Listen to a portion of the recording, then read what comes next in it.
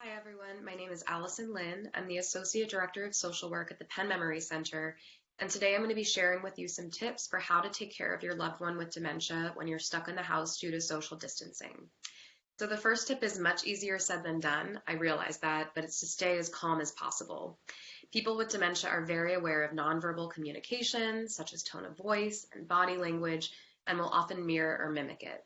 So if you're calm, your relative is much more likely to be calm as well. And we'll do a separate video on strategies for managing your own anxiety and stress as a caregiver. The second tip is to expect some changes. Stress, anxiety, changes in routine, changes in the environment, all can have a negative impact on your relative's cognition. The good news is that this is usually temporary and most people will return to or close to their baseline once life returns to normal. However, if you see any sudden or drastic changes, this could be the sign of pain, illness, or infection, and so you should always contact your relative's primary care doctor. Try to limit TV news. So people with dementia might not remember the content of a TV show or a movie they watched, but they will certainly remember how it made them feel, and the impact on their mood will be long-lasting.